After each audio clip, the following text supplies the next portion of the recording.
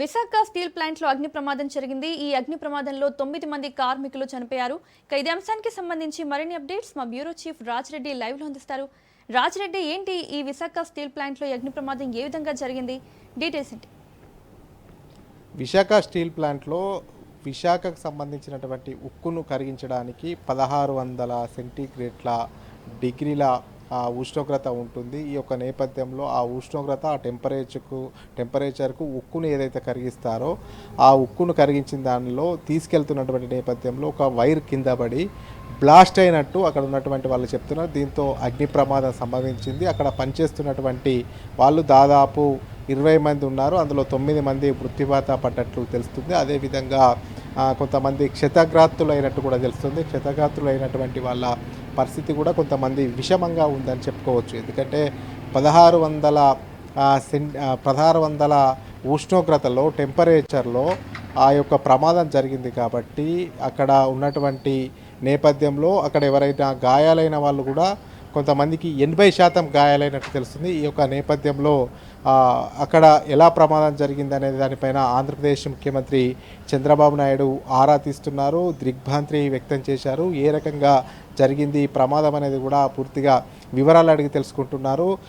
ఈ యొక్క ప్రమాదం తీవ్ర దిగ్భ్రాంతి కలిగించిందని కూడా ఆయన వెల్లడించారు. అంతేకాకుండా ఊటిన హోంశాఖ మంత్రి అనిత కూడా ఆ సంఘటన స్థలానికి మరి కాసేపట్లో చేరుకునే అవకాశాలు అయితే కనిపిస్తున్నాయి. మొత్తానికి చెప్తున్నటువంటి పరిస్థితి ఏంటి అంటే ఇదంతా కూడా ఆ యొక్క సెక్షన్లో 20 మంది రెగ్యులర్గా పనిచేస్తూ ఉంటారు. ఏదైతే ఉక్కు ఉందో ఆ ఉక్కును కరిగించే క్రమంలోనే ఇదంతా ప్రమాదం జరిగింది.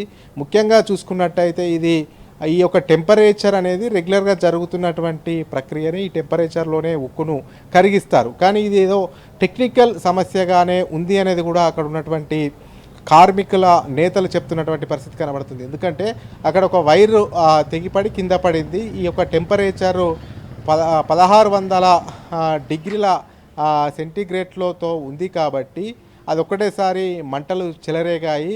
ఒక బ్లాస్టింగ్ అయినటువంటి సౌండ్ కూడా వచ్చిందనేది కూడా అక్కడ కార్మిక సంఘాల నాయకులు చెప్తున్నటువంటి పరిస్థితి అయితే నెలకొంది. అయితే ఇదంతా చూసుకున్నట్టయితే ప్రమాదము ఒక టెక్నికల్ ఇష్యూ వల్లనే జరిగింది. అక్కడ 1600 సెంటీగ్రేడ్ల ఉష్ణోగ్రత ఉండడము కామను, రెగ్యులర్గా కరిగించేది కామనే. కానీ అక్కడి నుంచి తీసుకెళ్తున్నటువంటి క్రమంలో ఒక వైరు తెగి కింద పడడము, అన్ని డిగ్రీల ఉష్ణోగ్రత ఉన్నటువంటి నేపథ్యంలో అది ఒకటేసారి సడన్గా స్ప్రెడ్ అవ్వడము అగ్ని ప్రమాదానికి కారణమై ఉండవచ్చు. అంతేకాకుండా అందులో ఉన్నటువంటి ఏవైతే పరికరాలు ఉన్నాయో అవి ఒకసారి బ్లాస్ట్ అయినటువంటి శబ్దం కూడా వినిపించింది అనేది కూడా కార్మికుల సంఘాల నేతలు చెప్తున్నటువంటి వాతావరణం అయితే అక్కడ కనబడతా ఉంది. అయితే ఇదంతా కూడా ఏ రకంగా ప్రమాదం జరిగింది అనే కోణంలో కూడా దర్యాప్తు చేస్తేనే వాస్తవాలు బయటకు వస్తాయనేది కూడా కార్మిక సంఘాల నేతలు డిమాండ్ చేస్తున్నటువంటి సిచ్యువేషన్ కనిపిస్తుంది.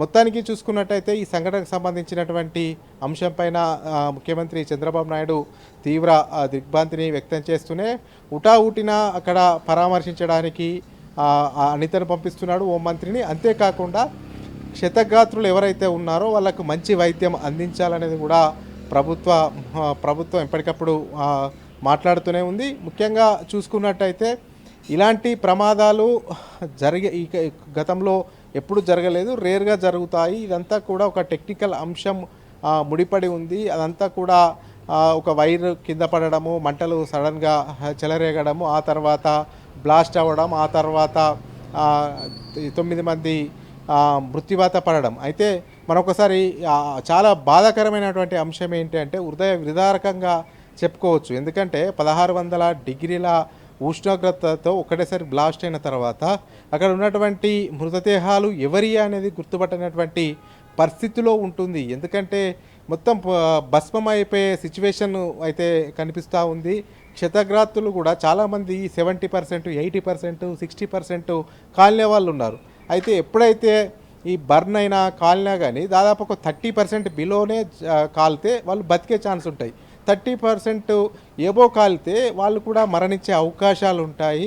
మొత్తానికి చూసుకున్నట్టయితే ఇదంతా విశాఖ స్టీల్ ప్లాంట్లో జరిగినటువంటి సంఘటన పైన తీవ్ర విచారాన్ని దిగ్భ్రాంతిని అక్కడ ఉన్నటువంటి ఆంధ్రప్రదేశ్ నాయకులు వ్యక్తం చేస్తున్నటువంటి సిచ్యువేషన్ అయితే కనబడతా ఉంది. మొత్తానికైతే ఇదంతా హృదయ విదారకమైనటువంటి సంఘటనగా చెప్పుకోవచ్చు మౌనిక.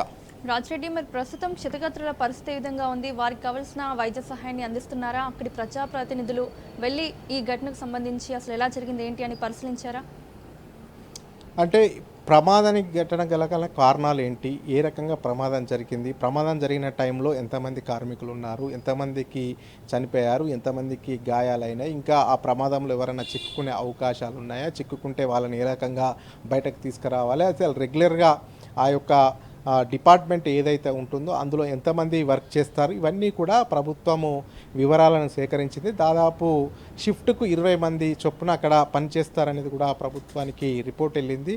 అయితే ఇప్పటికీ 9 మంది మరణించారు, మిగతా వాళ్లకు గాయాలైనటువంటి ఇన్ఫర్మేషన్ అయితే ప్రభుత్వం తీసుకుంది. అయితే ప్రభుత్వం తీసుకున్నటువంటి రిపోర్ట్ ప్రకారం క్షతగాత్రులు ఎవరైతే ఉంటారో వాళ్లకు మంచి వైద్యం అందించాలనేది కూడా స్వయంగా ముఖ్యమంత్రి చంద్రబాబు నాయుడు వైద్య ఉన్నతాధికారులను ఆదేశించడము, అంతేకాకుండా అక్కడ ఏ రకంగా ప్రమాదం జరిగింది, ఎట్లా ప్రమాదం జరిగిందనే కోణంలో పూర్తిగా తెలుసుకోవడానికి నేరుగా హోంమంత్రి అనిత మరి కాసేపట్లోనే అక్కడికి చేరుకునే అవకాశాలు అయితే కనిపిస్తున్నాయి. దీనిపైన సమగ్ర విచారణ జరిగితేనే ఇలాంటి ప్రమాదాలను జరగకుండా అరికట్టవచ్చనే దానిలో ప్రభుత్వం ఉంది. అసలు ఎట్లా జరిగింది ప్రమాదం గల కారణాలు ఏంటి అనేది కూడా ముమ్మరంగా దర్యాప్తు చేస్తేనే బయటకు వచ్చే అవకాశం ఉంది. అయితే అక్కడ ఉన్నటువంటి కార్మిక సంఘ నాయకులు మాత్రం ఒకటి చెప్తా ఉన్నారు, ఆ యొక్క వైర్ పడడము, అక్కడ 1600 డిగ్రీల ఉష్ణోగ్రత ఉండడము, ఆ తర్వాత మంటలు అంటుకోవడము, ఒకేసారి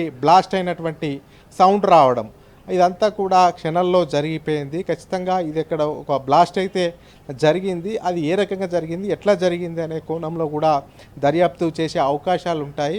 మొత్తానికైతే ఎవరైతే క్షతగాత్రులు ఉన్నారో వారికి మంచి నాణ్యమైనటువంటి వైద్యం అందించాలి అనేది కూడా ముఖ్యమంత్రి ఇప్పటికే ఆదేశించారు. అదేవిధంగా అనిత హోంమంత్రి అక్కడికి సంఘటన స్థలాలకి వెళ్తున్నారు. అదేవిధంగా ముఖ్యమంత్రి చంద్రబాబు నాయుడు తీవ్ర దిగ్భ్రాంతిని వ్యక్తం చేశారు. ఉన్నతాధికారులకు కూడా మంచి వైద్యం అందించాలనేది కూడా ఆదేశించారు. వాళ్ళ కుటుంబ సభ్యులకు కూడా ప్రగాఢ సానుభూతిని వ్యక్తం చేశారు ముఖ్యమంత్రి చంద్రబాబు నాయుడు.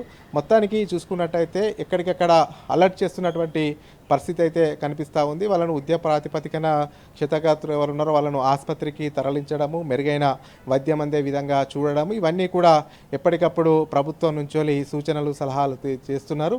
అయితే దీనికి ప్రమాదం గల కారణం ఏంటి, ఇక భవిష్యత్తులో ఇలాంటి ప్రమాదాలు పునరావృతం కాకుండా ఎలాంటి చర్యలు తీసుకుంటే బాగుంటుంది అనేది కూడా ప్లాన్ చేసే అవకాశం ఉంటుంది. ఎందుకంటే ఇదంతా కూడా ఒక కుటుంబంలో ఒక సభ్యుడు చనిపోతే ఆ కుటుంబానికి తీరని లోటుగా పరిగణించవలసి ఉంటుంది. దాదాపు 20 మంది ఆ యొక్క డిపార్ట్మెంట్లో పనిచేస్తూ ఉన్నారు.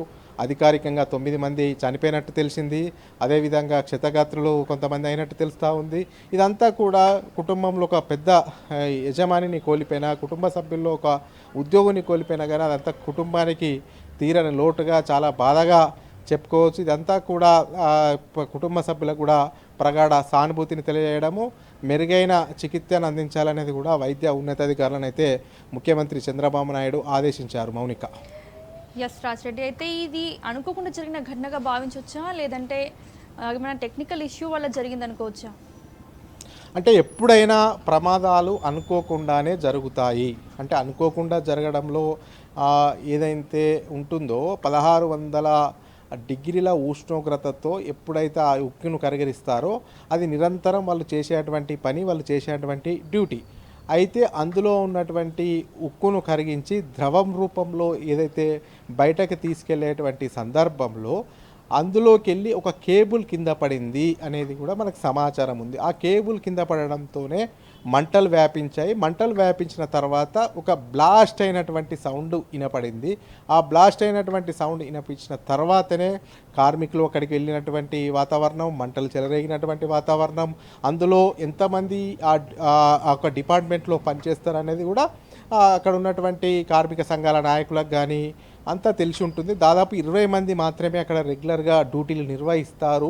ఏదన్నా అదనపు పని పడితే మిగతా డిపార్ట్మెంట్ నుంచి అక్కడికి పిలిపించుకుంటారు అనేది కూడా మనకు సమాచారం తెలుస్తుంది. ఈ యొక్క నేపథ్యంలో 20 మంది విధులు నిర్వహిస్తుండగానే ఈ యొక్క కేబుల్ అయితే ఉక్కును ద్రవ పదార్థంలోకి మార్చి అంటే కరగదీస్తారు ఉక్కును.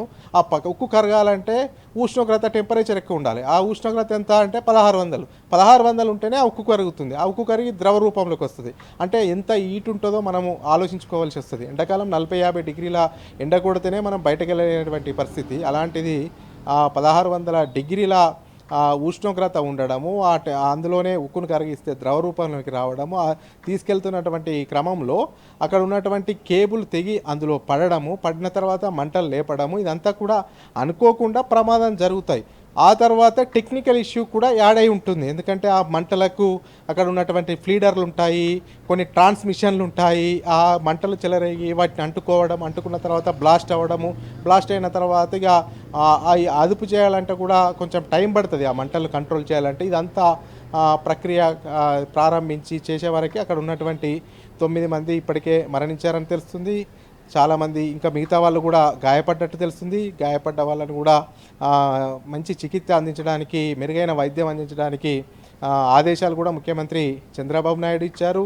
అదేవిధంగా సంఘటన స్థలానికి అక్కడ ఆంధ్రప్రదేశ్కి సంబంధించినటువంటి హోంమంత్రి అనిత సంఘటన స్థలానికి వెళ్ళే అవకాశం ఉంది.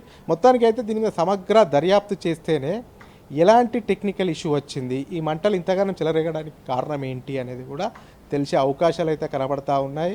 మొత్తానికి చూసుకున్నట్టయితే హృదయ విదారకమైనటువంటి సంఘటనగా చెప్పుకోవచ్చు. అందుకే మృతి చెందినటువంటి కుటుంబాలకు కూడా రాష్ట్ర ప్రభుత్వం తరపున ముఖ్యమంత్రి ప్రగాఢ సానుభూతిని, సంతాపాన్ని తెలియజేశారు. Mounika. Right Raj Reddy, thank you.